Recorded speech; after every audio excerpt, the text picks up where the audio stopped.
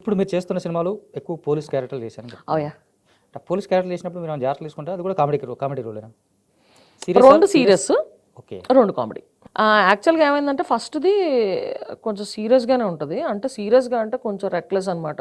Middle aged person, ఒక చిన్న అందుకే నా వెయిట్ పుట్ ఆన్ చేయడం జరిగింది. ఒక బాబుని అడాప్ట్ చేసుకుని ఉండే మనిషి.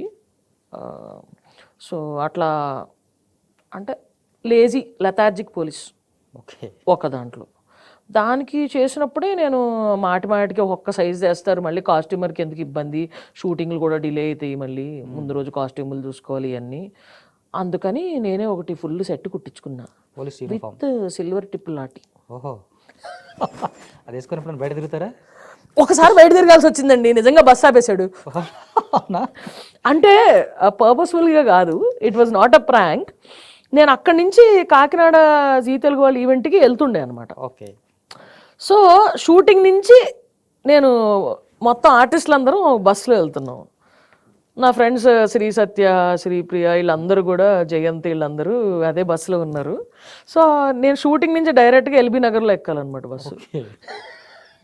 ఆర్ఎఫ్సి దగ్గర ఎక్కుతా అని చెప్పా. సో అక్కడ మా బస్సు అనుకుని ఇలా అన్నా. ఆ ట్యాన్ మేకప్ ఉంది నా మొహానికి. నిజంగానే బస్ డ్రైవర్ ఆఫీస్ లైసెన్స్లు అన్నీ చేస్తున్నాడు. ఓకే, చేశారా మీరు? ఆడుకుని ఉండొచ్చు. ఎవరెవరున్నారమ్మా బస్సులో అని అలా ఎక్కి ఇలా చూశాను. అందరూ అలా నోరుదలేసి చూశారు. కానీ మీరు ఒకళ్ళిద్దరు గుర్తుపెట్టేస్తున్నారు. దిగిపోయాను. ఓ ఈ బస్ కాదా అంటే కాల్ చేస్తే వెనకాల వస్తుంది. లక్కీగా ఏంటంటే అది టెక్నీషియన్స్ బస్ అనమాట. అది మీ బస్సే, కాకపోతే లగేజ్ ఓకే, కొంతమంది అసిస్టెంట్స్ అండ్ టెక్నీషియన్స్ ఆ బస్సులో ఉన్నారు. ఓకే ఓకే, బయట బస్ కాదు. బయట బస్ కాదు. కాకపోతే పాపం డ్రైవర్ సడన్ గా ఆపేసరికి భయపడి ఇలాగ తీసిచ్చాడు. లోపలికి ఎక్కాక పక్కన మా వాళ్ళు ఎవరో ఒకళ్ళు ఉంటారు కదా, ఎప్పుడు బస్సు ఆపుతారా నవ్వకూడదు అది దిగుతారు కదా, వాళ్ళు బయట ఎక్కడ నుంచుని ఉన్నారు. వాళ్ళేమో మేడం వెనకాల మన బస్సు వస్తుందని చెప్పాడు ఆ తర్వాత పాపం. ఓకే.